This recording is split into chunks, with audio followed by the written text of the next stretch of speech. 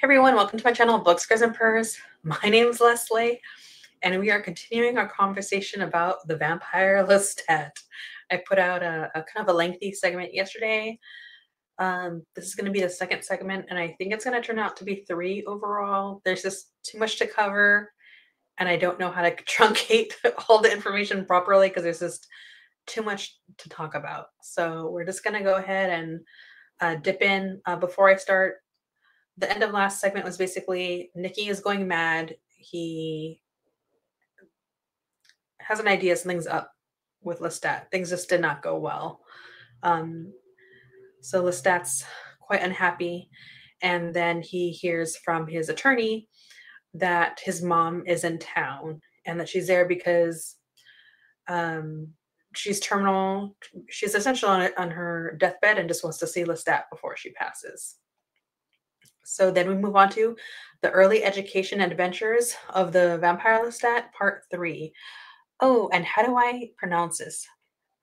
Vaticum for the Marquis, which apparently means last rites and Holy Communion. So let's get into it. All right, so Gabrielle is dressed beautifully. She's wearing this like a red coat. And I thought it was incredibly important every time when Anne Rice uses the red coat. I think this is an indication that she wants to, whoever she's talking about, she wants us to also think of Lestat. So I think at this moment, she also must look quite a bit like Lestat. Gabrielle tells her son Lestat that she's always loved him. And you think this is a mother-son thing, but no, this is Anne Rice giving incestuous vibes in this book. And even as she's thinking, or as Lestat's thinking about what Gabrielle is wearing, he really thinks about being a child and sitting on her lap, which just makes this all more creepy. So as she's dying, Lestat makes her a vampire, and once he changes her into a vampire, there's this indication that like the son and mother dynamic has been lost because of the vampiric existence. I don't really agree with that, but this is what Lestat is saying. Now, as a vampire, Gabrielle cares nothing for like social mores or humans, and I love that because there was always this indication like she was already like that, but now that she has this vampiric power, now it's just amplified, so even the idea of going out a door, Gabrielle's like, why would I go out a door? Why don't I just climb out? Why would I just climb out a window even if I'm who knows how many stories up, just because she can? It's like, if you have the ability to do something, why not? If there's suddenly these limits are taking off, why not push it and find out how limitless this power is, And it's something that I really admire her of her. She just has like this great mental fortitude, and it just reminds me of how women can handle more pain than men can.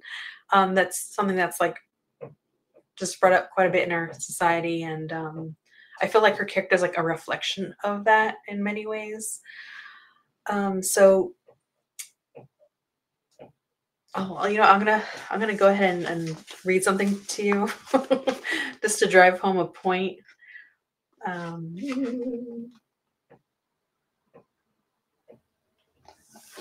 So back to creepy vibes between them. Lestat says, I went to kiss her again, and she didn't stop me. We were lovers kissing, and that was a picture we made together. White-faced lovers as we rushed down the servants' stairs and out into the late evening streets. So there's this indication that they are now like they are equal to each other. Like Gabrielle gave birth to him, and then Lestat also gave birth to Gabrielle into her vampirism in a way. So now they are like considered equals.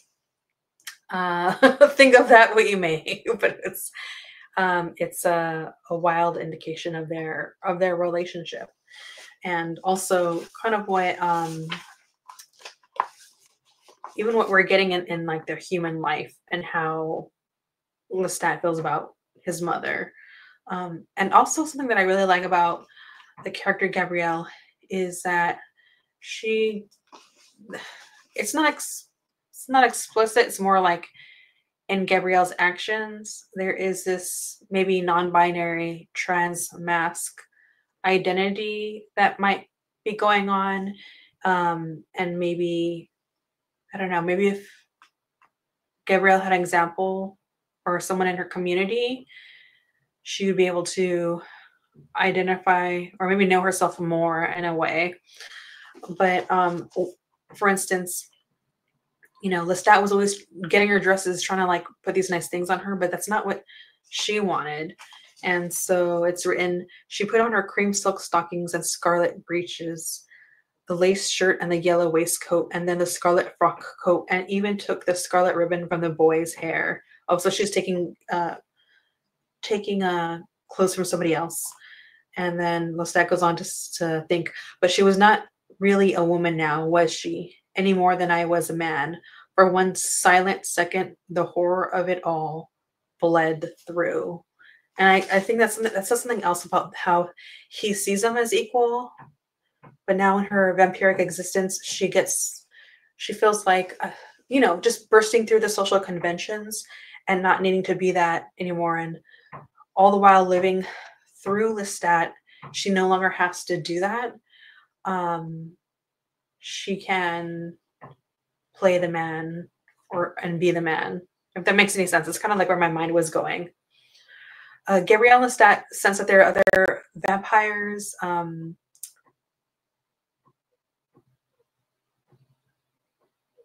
And just to make sure, it's like there's something looming, right? But they don't know quite what. And so there's an interesting power that Lestat displays, like, because he just tries things. He doesn't know if it's going to work.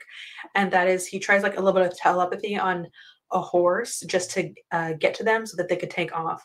And I also thought that was really cool. It's just another example of Lestat saying, why not try the thing? Even if the thing doesn't work, I might as try.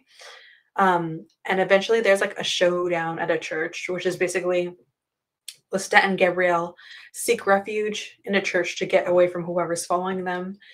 And even as a vampire, oddly enough, going into a crypt, Gabrielle is actually scared. And I don't think it's just claustrophobia. I think she's just not sure if she's in this vampiric existence. There's a questioning, right, of what else is out there.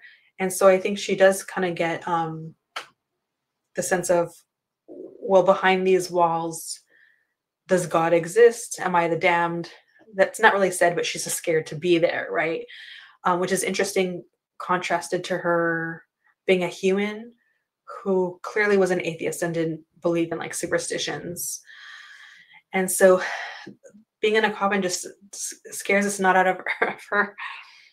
And there's a service going on. There's a congregation that's in the middle of their service, but Gabrielle just cannot stand in that coffin anymore. So Lestat is like, all right, if we're gonna get out of here, if you can't wait, because she's just panicking, Lestat is like, then we need to burst out and make a scene. We cannot just like silently get out of here. So they really do that. They scare the bejesus out of the people in the church, and they kind of like run for it while scaring them. But then like Lestat goes and he grabs the money and he like just tosses it, which cracked me up. I don't know why that would be the thing to do. That's like the most chaotic thing Lestat's done so far, and he does a lot of chaotic things. But I just thought that was funny. So here's my question. If you were attending that service and you saw this like vampire demon thing throwing money on the ground, once they were gone, would you pick it up? I think I might pick it up. All right, so I was just kind of wondering what you thought about that. But eventually they figure out that Nicholas has been taken because they find the red coat and realize that was an indication, that was like a message that Nikki had been taken. Oh, so they come across Armand, who is like frightening, alluring, and so Lestat tries to talk him into like coming like near the church or whatnot, or in the church. And so there's a couple of things going on. That's going on, and there's also this moment with Armand that I think is important to bring up because this is something that's really teased out in this book and Interview the Vampire and the television show, which is that Armand tends to underestimate others. And so he underestimates the strength of Gabrielle and Lestat because they do surprise him and they do kind of like pop out on him, which is, I don't know why I find that so funny, but um yeah, they're just wild. So Lestat tries to manipulate the situation the best that he can, and says to whoever else it is that's waiting, which he doesn't know this yet, but we know it's the children in the darkness, and that he says, "Hey, you're leaders in this church, so don't be scared. There's nothing to be scared of." And Armand decks him, so that was like the wrong thing to do. It almost reminded me of a child flailing in the way that Lestat and Gabrielle were behaving, but I get it. They were trying to save their own asses. And from there, that brings us to the next part. I almost forgot. I'm flying through this. The Early Education Adventures of the Vampire Lestat, Part 4, The Children of Darkness. All right, so where do I start? There's always so much to cover. Gabrielle and Lestat see how the children of the darkness live, and it's absolutely rank, it's smelly, but they do find Nikki, and they see that Nikki is not in good health, and that his whatever they've done to him, Nikki's mind is now chaos. He is not doing well. The children of darkness, as well as Armand, they do give Lestat and Gabrielle some intel on Magnus, the person that made him, which is that he was a vampire for 3 centuries. Lestat was the only vampire he made, and that was incredibly dangerous and against the rules. And I think that is important, which I'm going to try to bring that up later. So there's a couple of things. Not, you see, making Gabrielle wasn't really, it's not like against the rules, but even to Armand, gremlin that he is still sees how weird it is that Lestat made his mother a vampire. So I thought that was important to bring up. Um, so what do they have? They have a trial, just like there was a trial in Interview the Vampire.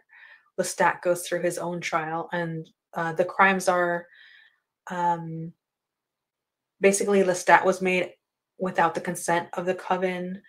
Gabrielle was made without the consent of the coven. On top of making a show at a vampire at the church and the theater, which Lestat already did. So Lestat's been breaking a lot of rules. But again, he didn't grow up. He wasn't under the coven. He didn't. So how is he supposed to know all these things? Which clearly some of them are just naughty anyways. But again, here's a coven, which is, get switch that word out for cult, basically. Um, but they're still like enforcing their rules on people that aren't a part of the coven. So ultimately, Lestat's challenge of the coven's ways starts to like sow doubt amongst the coven followers, and just eventually just dismantles their way of the coven life. And because of this, Armand starts just barbecuing the ish out of his followers, which is so scary. Armand is described as like angelic, but he is also just he's a scary individual. And through all this, because of all this like dismantling of the coven, Lestat feels lost and turns to, I'm sorry, Armand feels lost and turns to Lestat for the solution, which is wild. Don't ever go to the problem for the solution, okay? So while this is going on, while Armand wants Lestat, he's trying to just be manipulative. He's also trying to put a wedge between Lestat and his fledglings. This really just gives a birth to the theater of vampires. They grab Nikki. I mean, Gabrielle and Lestat grab Nikki, and he's on death's door. He is not doing good. And Lestat makes him a vampire, and he does not take to being a vampire well. It was just a bad decision. When Nikki has changed, he's he's not motivated to live. He's like a ghost. He's not speaking. And so in a desperate attempt to wake up Nikki from whatever state he's in, they go to the theater and they grab his Nikki's violin and have him play it, like, because that was Nikki's great love, was a violin. And on page 227, Nikki starts to play and it says, the music was a lamentation, a fugue of terror, looping itself into hypnotic dance rhythms, jerking Nikki even more wildly from side to side. His hair was a glistening mop against the footlights. The blood sweat had broken out on him. I could smell the blood. And from there, him playing, I mean, I think Lestat's just really scared for what this means. Like, Nikki's playing was some sort of like vampiric entrance way, like entranced way to like connect his emotions and communicate those feelings to the other vampires, I guess is a good way to say that. And Nikki's the one that actually names Theater of the Vampires, which I do not remember. So I'm really glad that I'm rereading this book, because as we see in season 2, we see that the title Theater of the Vampires, and really it's all Nikki, right? Even though like the concept, like there's all these contributing factors. Some of it's Nikki, some of it's Gabrielle, and some of it's Lestat. So Nikki's confession really threw me. So Nikki confesses that when Lestat and him first took off to Paris, he basically thought they were just going to die there together. And so I guess there's an indication in that, like, even when he's talking about good and bad art, and that how Lestat and Nikki are making bad art, I think that's an indication of like his emotional state. But ultimately, Lestat kind of thwarted his plans by continuing to live. And so he hates Lestat for that, and they end up physically fighting. And from there, Nikki chooses the vampires and the theater over Lestat, even though Lestat is the one that saved him, because they brutally tortured him. So he just does like a complete 180 and wants to make the Theater of the Vampires. And from there, Nikki does like this completely like a 180 degree crazy flip on being someone that wanted to die, to being a vampire, to trying to get to the other theater troupe that they were at, the Renaults, and trying to get those humans to come over to the vampiric theater. And Lestat understands what he's trying to do is get them to go over there to make an even bigger coven, right? Theater, not really coven. It's still basically a coven, but like a theater of vampires. And so Lestat has to thwart this. He's just trying to like think about, there's no real containing Nikki. Like they could try. And so because of that, ultimately Lestat is worried that Armand is going to try to unalive Nikki. There's a vampire, Elani, I believe, that ultimately Lestat trusts enough to be like, hey, I'm going to put money for the theater. You're going to be the one to oversee it. I don't trust these other people. And but he's still nervous about what Armand's capable of doing.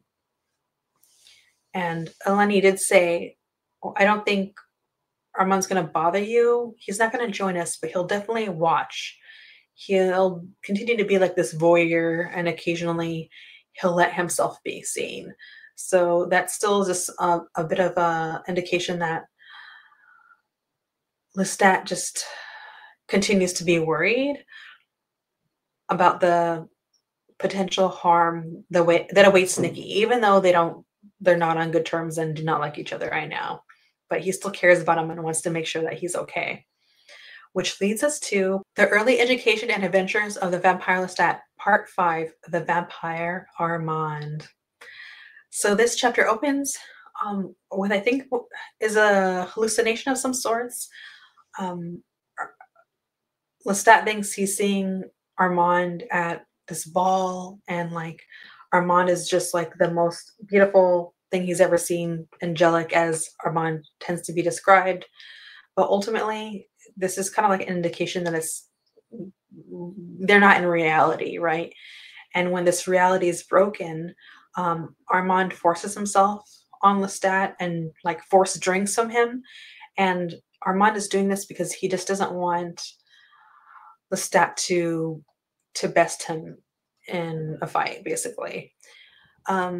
So Lestat gets like so upset about this. He does fight him anyways, but instead of resisting or like yeah, fighting against Lestat, Armand, it seems like he's just like despondent and is waiting for his death.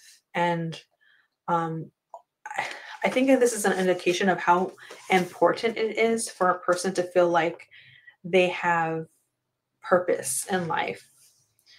And I'll just read from page 243.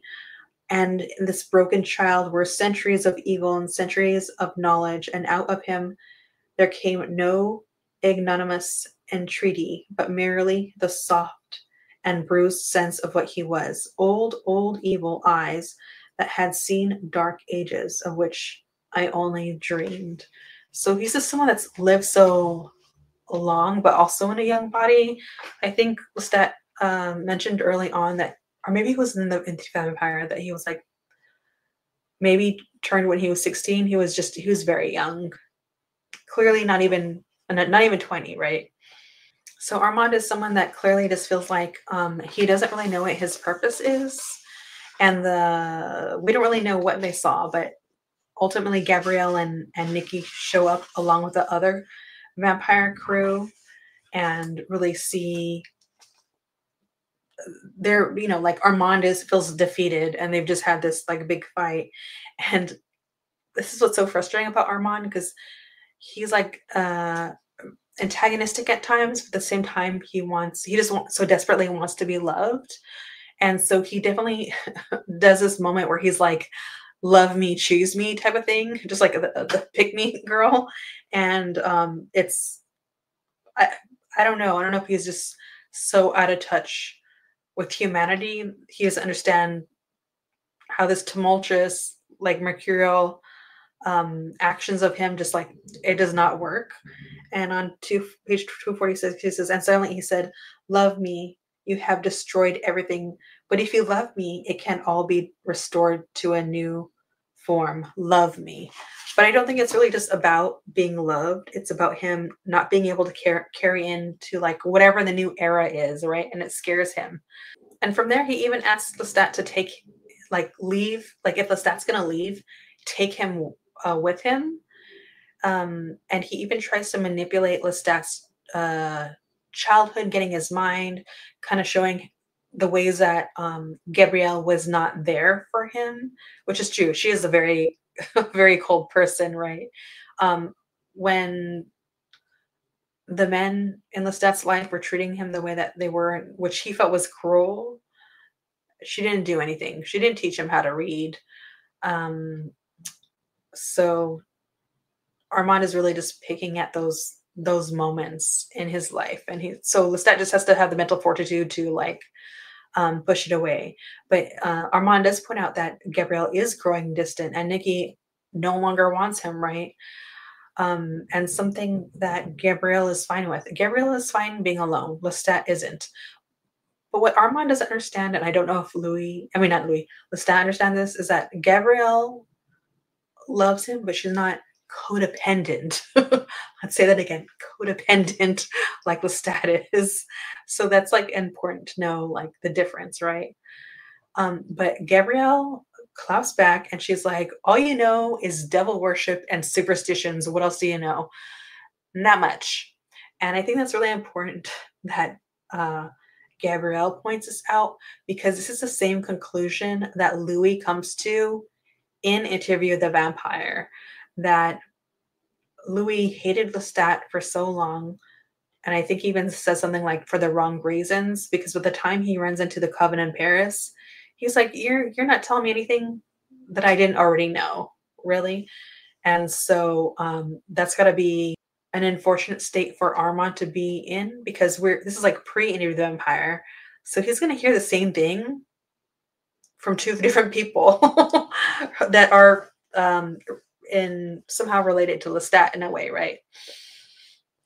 And so then we go on into hear Armand's story, which is that his human existence was at the end of the Byzantine Empire.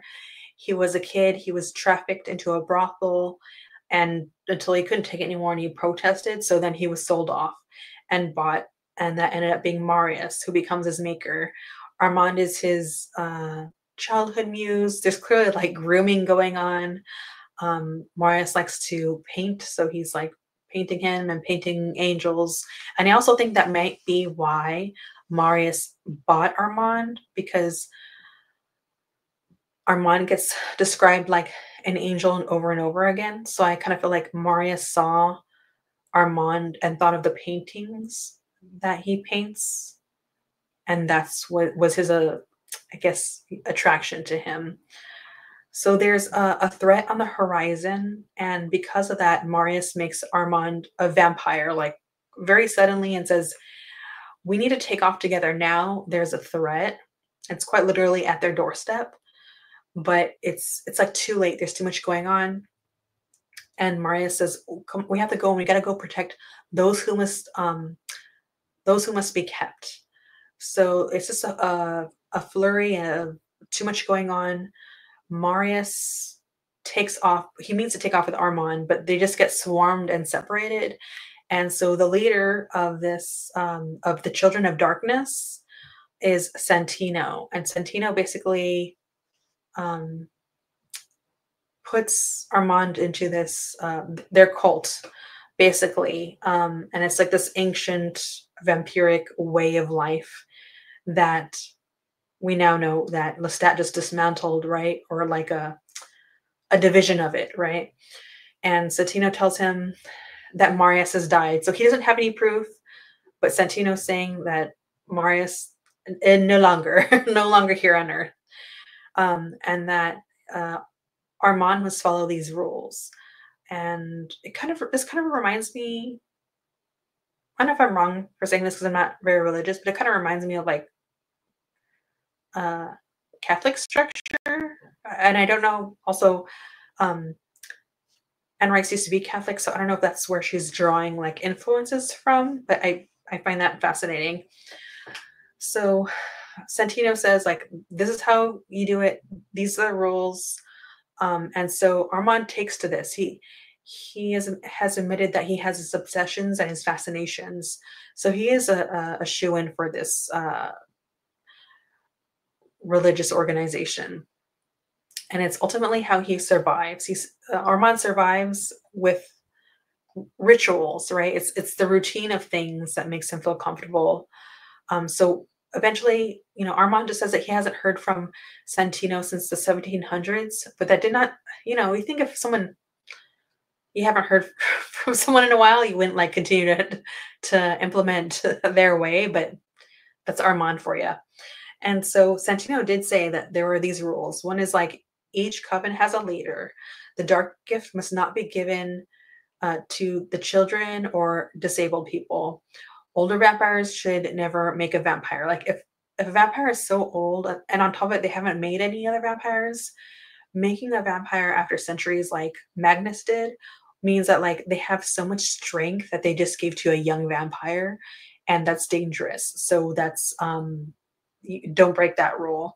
Another rule is no vampires should destroy another vampire unless determined by the leader. And lastly, no vampire should ever reveal their nature to any living mortal. So let's go back to this. Each coven has a coven leader. Lestat, when he was with Louis and Claudia, he didn't, I think there were like those like power dynamics at play that were very clearly outlined. So even if this is not a structure that appeals to Lestat. He did kind of fall into the cycle of doing that, even though uh, he doesn't really like those kind of hierarchical structures, I think. Um, let me see. The dark gift was given to him, and then he gave it to his mom, which that wasn't a like that's so rebellious. There wasn't even a rule for what Lestat did.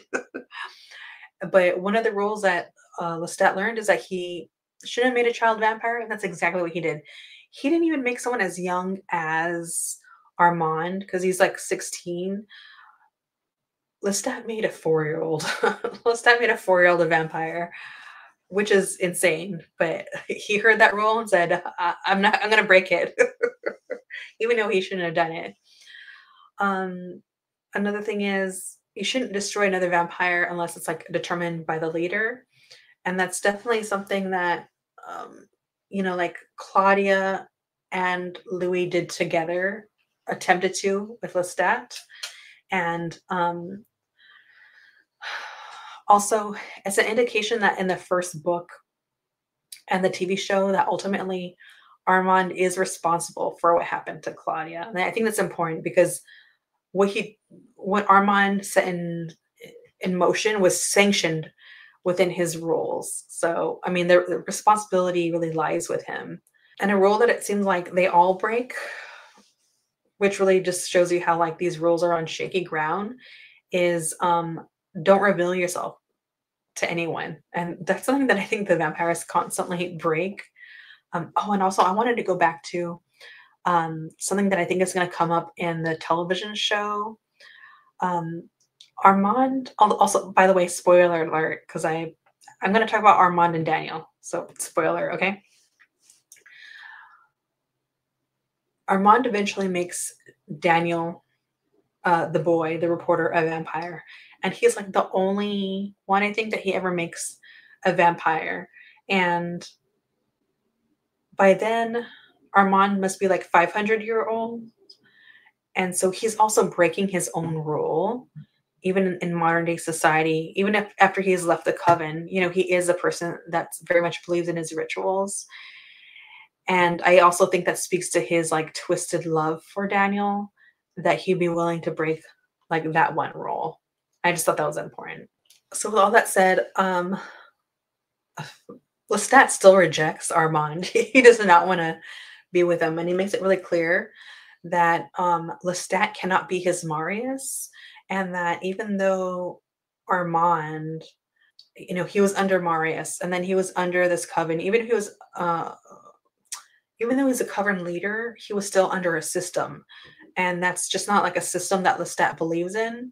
Lestat and Gabrielle are equals. They go about their whatever they're doing, but like one is not like over the other. And so what Armand wants is he almost wants someone to be like in control of him.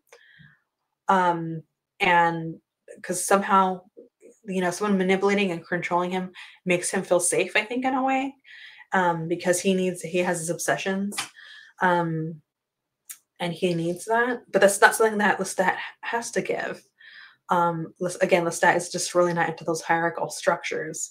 Armand is more like into that group think, and Lestat and Gabrielle are more like individualistic. And in the book, I thought that just a description of what Armand wants points to like Lestat being right.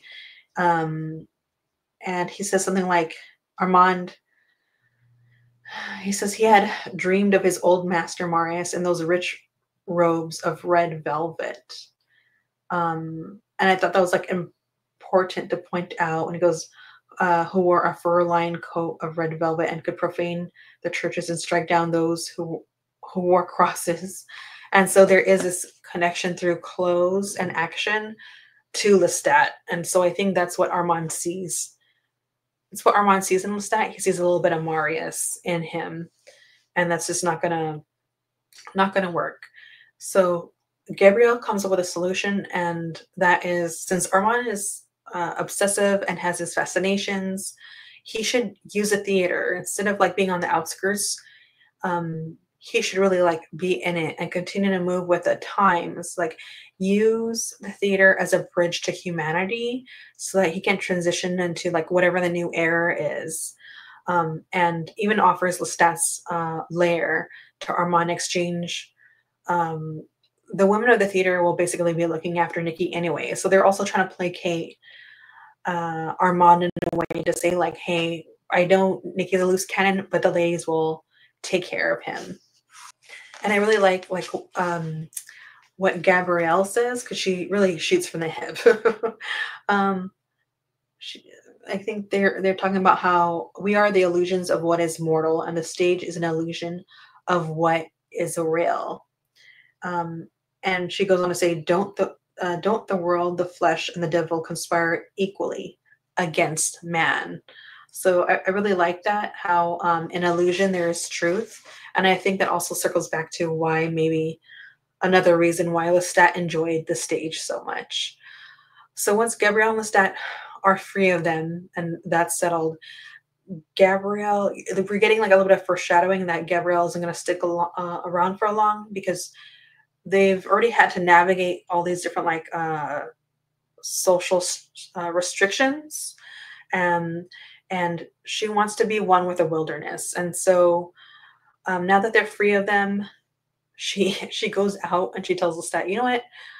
I'm gonna dig into the dirt and see if I could just sleep in the dirt, and if I die, I die." So Lestat is horrified, but she's like, "I'll see you later. If I wake up in the morning and I see you, then that means that I live. But if I didn't, see ya."